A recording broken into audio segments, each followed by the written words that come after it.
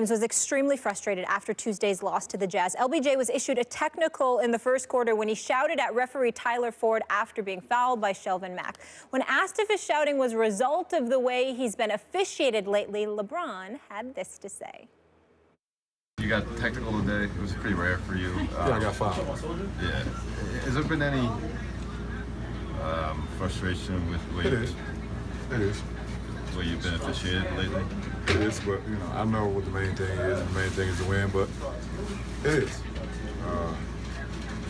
It is.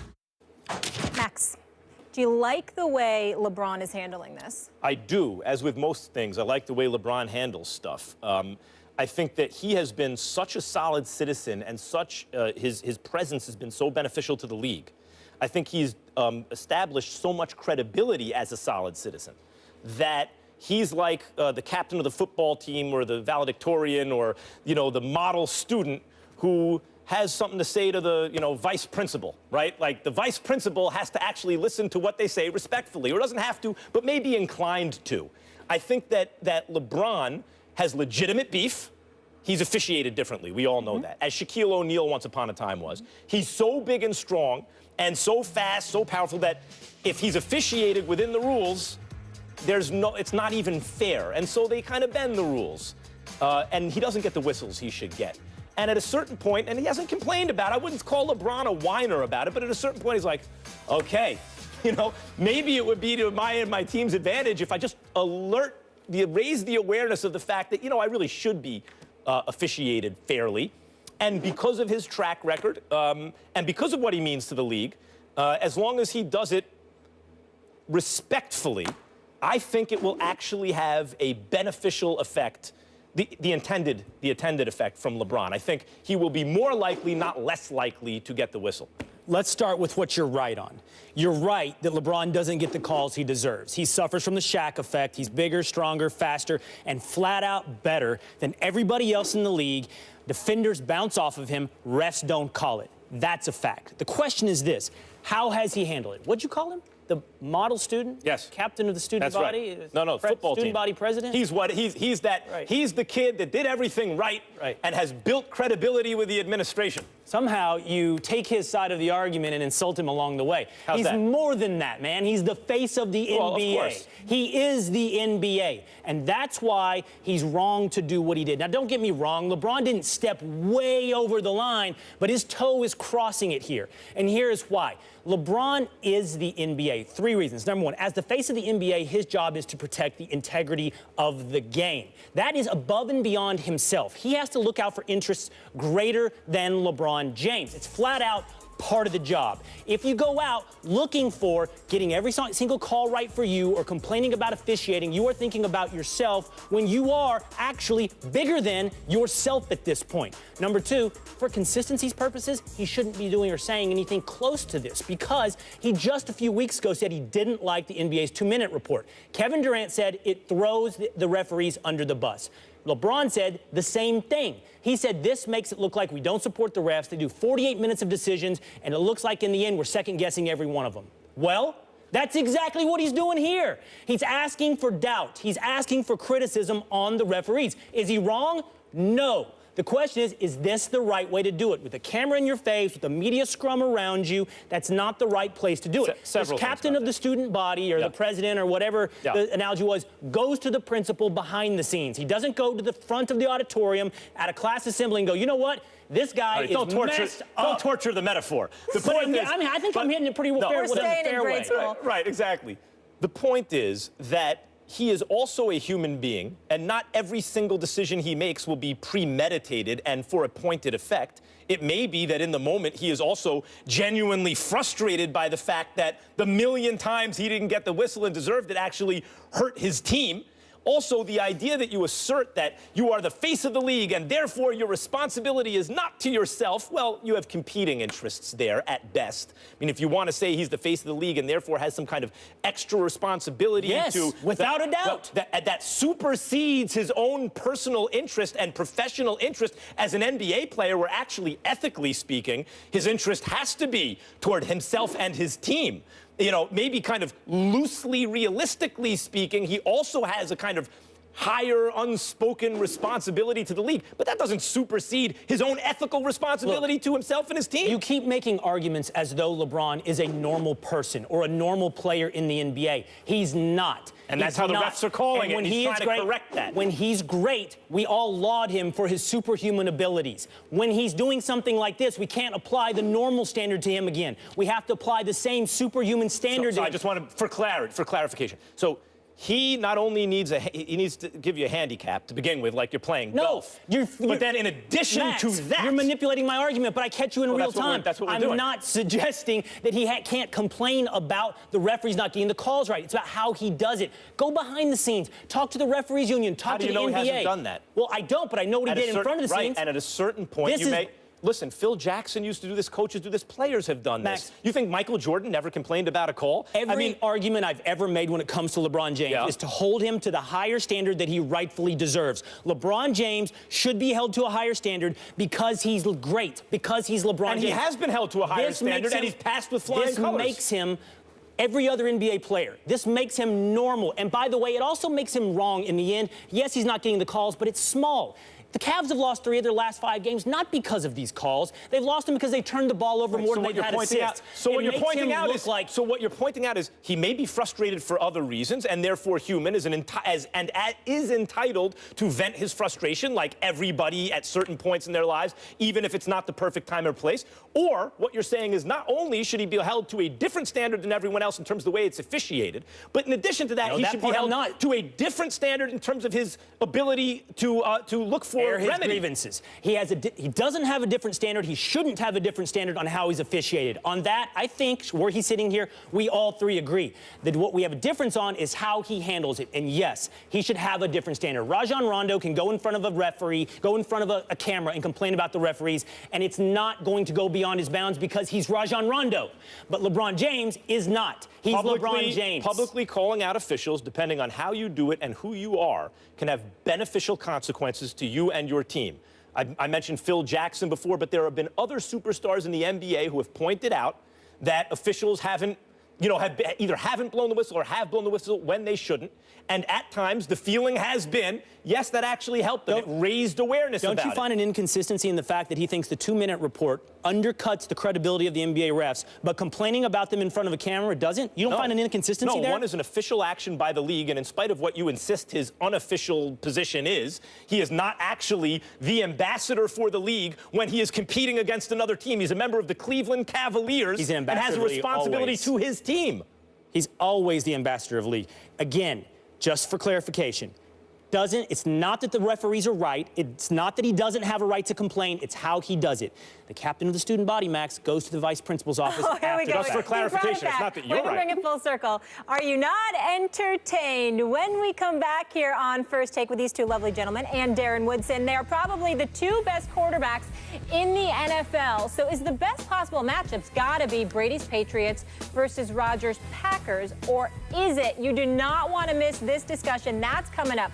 Dak, Zeke, and Dez lighting up the NFL, but can we already start comparing them to Troy, Emmett, and Michael? One of the original Cowboys triplets, Michael Irvin, will tell us if the new are as good as the original. Stay here. For them, Darren. Oh, yeah, we got him. Let's bring in Michael Irvin a little later in the show. Absolutely. Playmaker's going to be here. I have some questions about Odell Beckham. The worst, most dysfunctional fan base. You're doing Stephen A. You're doing Stephen A. Yeah. Irv will be here. Can't wait that. for that. Gentlemen, let's get into it. We are just over 3 weeks away from the Super Bowl, so let's look ahead to what the best possible matchups could be with the final 8 teams. NFL.com ranks the matchup as follows. They've got your Cowboys and Steelers at number 1, and then the Packers and Patriots at 2, then Cowboys and Patriots at 3, Falcons and Steelers at 4, followed by Seahawks and Patriots at 5. A lot of interesting matchups here. Max, what do you think's the best possible matchup, though, for this year's Super Bowl? Leave that up for a second. That's a really good list, except I would say number 1 is Packers-Patriots, because this is a quarterback-driven league, and those are the 2 best quarterbacks. Cowboys-Steelers is an old-school, 1970s style matchup. That appeals to me, of course. Seahawks and Patriots is what I thought we would get when the season began, a rematch, and then Cowboys-Patriots because they have been wire to wire the best team in each conference. But number one, I want to see Aaron Rodgers versus Tom Brady for all the marbles. Is your definition of best just what pleases you most? Yes. Is that what? Yeah. This pleases me, Max Kellerman. That list, it pleases me, therefore is Isn't best. that everyone's definition of best? What No. pleases me? No. No? No, what people don't understand is I come on here, I make objective arguments. These aren't my personal held You're not as emotional beliefs. narcissistic? These are facts. That's right, Mom. That's right. So let me show you my list. These For are the the best. people. These are the 5 best Super Bowl matchups you can put them up. Okay. No, this is objective. Oh, objective, okay. Dallas, New England. It's not quite in order because I'd put Dallas, Pittsburgh second, Dallas Chiefs third, Dallas Texans fourth. Dallas Chiefs. Dallas, I'd rather Texans, see get them over out the of here I'd with rather see that. them over the Chiefs.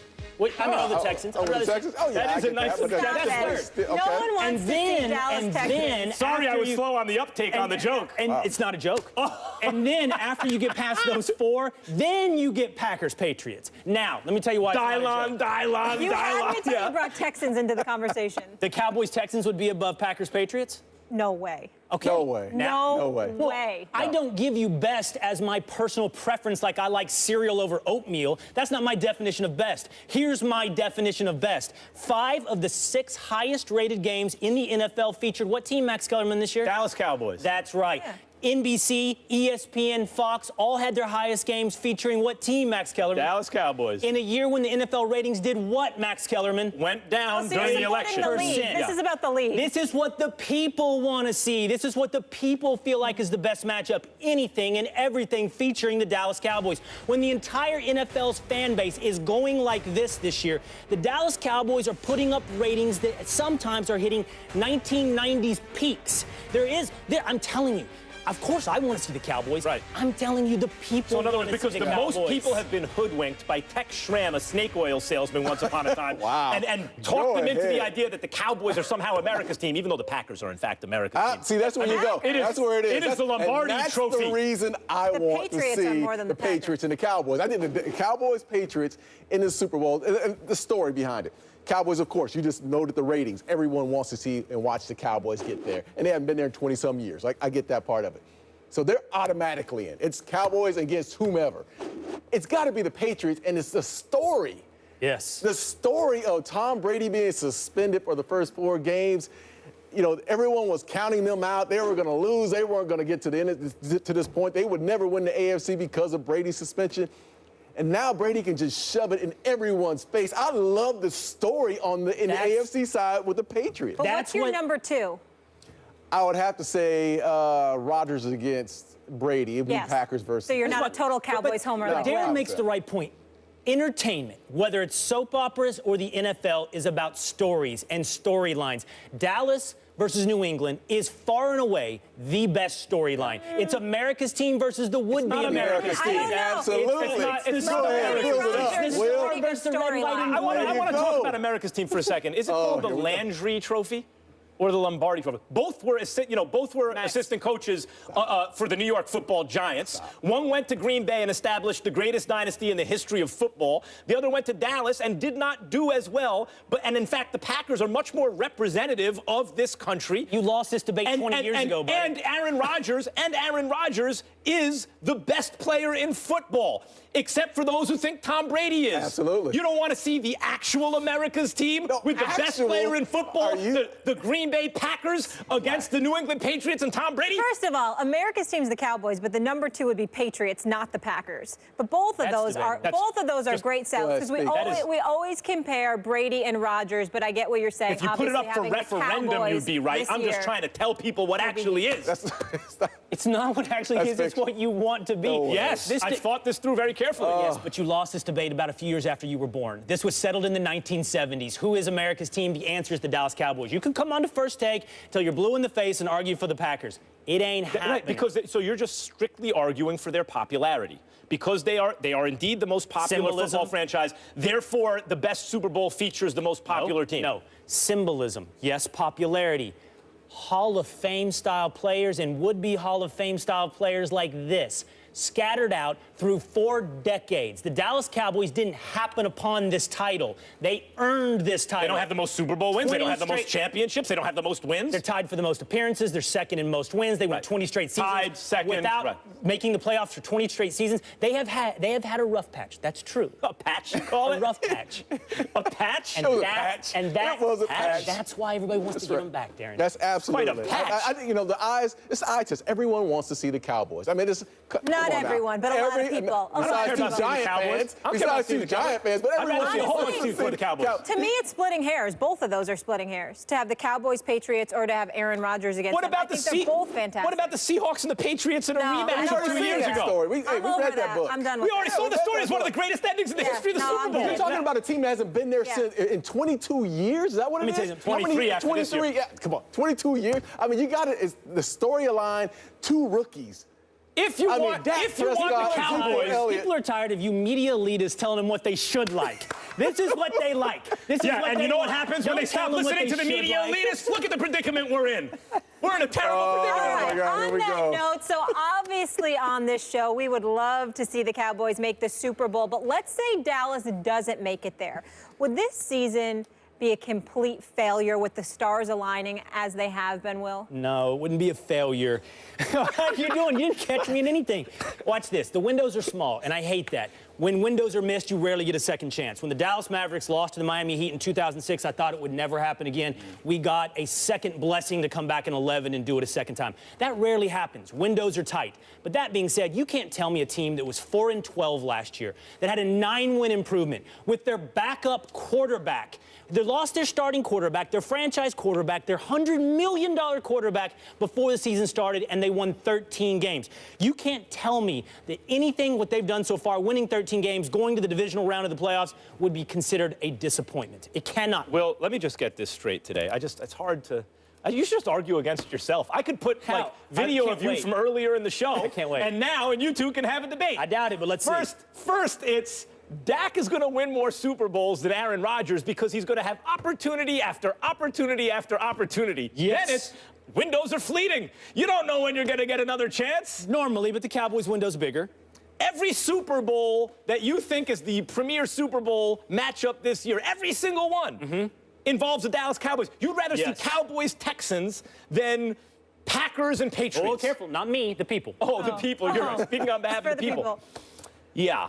And now you're saying that the Dallas Cowboys, who I looked this up with research, 2 playoff wins in the last 415 years. 2 playoff wins. 415 years, only 2 playoff wins. What do you mean, Looked this up. 415 years? It's been a long time. I didn't, we looked it up. It's been a long time. Not a lot of playoff wins. They don't win playoff games. Stats joke. Took me a minute on a stats joke. Yeah, me too. Got me. Go ahead. You guys were thinking, has it been 415 years? Hold on. Let's carry in the let me one, check. like, Research. You know it's been a long time. I mean, they don't win playoff games, and now you win the division. You're the best team, maybe in football, wire to wire, really. Throw out the Eagles game. They had nothing to play for. The Eagles did. They lost twice to the Giants. Bad matchup, divisional rivalry for them. They didn't lose to anyone else, in spite of playing some very good teams, including the Packers at Green Bay. And finally, you have Dak Prescott. This is not Tony Romo, who's criticized for not winning playoff games. They've built it the right way. This is not Jerry Jones having them ill-prepared for this moment, but Stephen Jones, who's built up a team. We've been talking about it all show. Building up a team. Right. Yes. And now you're saying that this is a success if they get out of this season I don't think without saying, a are you saying it's a playoff win? success? You can't have one playoff win. They have to win a playoff game. Conviction when you said that it wouldn't be a failure. I got to be honest. I mean, I don't look at it as a complete failure.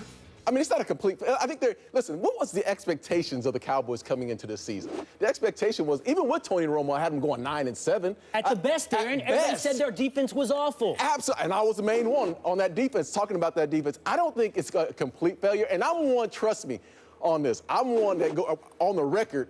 When we lost games in the Super Bowl, or I mean, in the playoffs or whatnot, I always said, listen, it's a failure. If you don't win the Super Bowl, it's a failure. It's because I was spoiled coming into the league by winning my first couple of years as winning Super Bowls. But in this situation with Dak, with Zeke, these young guys, this is not a failure. It is pretty remarkable. It's remarkable what they've accomplished. I have to say that when Tony Romo went down, that they have a shot at this. It is incredible. Wait, we're not talking about this. Incredible. We're not talking about how the franchise is set up going forward. I concede that argument. They're set up lovely, at least on paper. We're talking about this season. You have to win a playoff game this So season. you're calling it Let a me get it complete straight. failure if they lose this weekend? Is it a success or a failure if they don't win at least a playoff game? That's a I would- success where they are right now. Right now. I think Before they play the By game. the way, No. I'm going to illustrate this point. Okay, you thought you got me in some kind of inconsistency a little bit earlier, but What do I've you had think the I know? blessing, some might call it a curse, to be sitting on this set for the entire 2016 football season. I have a long memory. I have a memory, so I'm going to help. But what was your prediction for the Dallas Cowboys? at Last the beginning of place in the division. I couldn't hear you. What'd you say? Last place in the division. Last place in the division Sure. was your preseason prediction. Yes. They are in the divisional round of the playoffs, the number 1 seed and won 13 games, and you say that's a failure if they don't Yes. win a game? And I will tell you why. I think my inconsistencies are minor. No, compared to yours. that's not inconsistent at all. Preseason, we didn't know what Dak Prescott was. And what we saw from the Dallas Cowboys last year, in spite of having an excellent offensive line, was that the quarterback position for them was the tipping point. I predicted last year the Cowboys could make a Super Bowl run last year because I thought if they could just tread water till Romo comes back, and given that offensive line, and a mediocre quarterback could maybe do it. And it turned out, no, they couldn't. They were awful without Romo. My assumption was Dak Prescott as a rookie Max. would not be an I have average one quarterback. yes or made no that question for prediction. you. You made that last place prediction however, well into the when- season. Yes, well into the season. No, when new evidence comes in, you have to change your opinion. Oh, and no. what Come on, happened Max. was, I would Come go on on, record Max. as and making what had proof that happened you were was, making that what argument. had happened was, what had happened was, I have one question yes, for you. that Dak was awesome. What do you want me to tell you? Dak was Just awesome. a yes or no. Was Yeah. the Giants season a failure? Yes. why the- yes, yes, Yes, they didn't win a playoff So if the game. Packers Yes. lose this game, is that season a failure as well? No, because the Packers had to run the That's his table to MVP. make the playoffs. And what they already accomplished was remarkable by the time they did that. The Cowboys, wire to wire, looked like the best team in the league. You haven't won a playoff game in 723 years. I just double-checked. You just doubled You it up, need huh? to. Is that any better? Does that make it funnier at all, or is it still No, not? it's just I how actually is thought it you not wanted a to failure combining for the season. Packers, The but for point the is- Cowboys it is. Look, because the Packers weren't the best. Why? Like But the you still Packers have the didn't best win 13 quarterback. You games. just talked about you have the Rookie. best quarterback in the league and the best quarterback Yeah. ever. You just talked about that. Dak's a rookie. Which is why they were able to overcome long odds once they put themselves that far behind the 8 ball. But the Cowboys didn't do that. The Cowboys looked awesome all year, and I conceded that halfway through the season. Will Kane. About in November. About in Well, November. it's about halfway through the season. You know. All right, Darren, thank you so much for being with us. Appreciate This has been a lot of fun. Speaking of those Giants, they have taken the good, the bad, and the ugly with Odell Beckham, but is it actually time to consider moving on from their star receiver? Don't miss what Michael Irvin has to say about it. Darren shaking his head at that. And after the break, he has nearly 1,200 career victories and is a former NBA Coach of the Year. There he is, George Karl joining the desk. We'll get into all things basketball, ask him about Carmelo Anthony, and so much more. That's coming up next. First Take George, thank you so much for being here.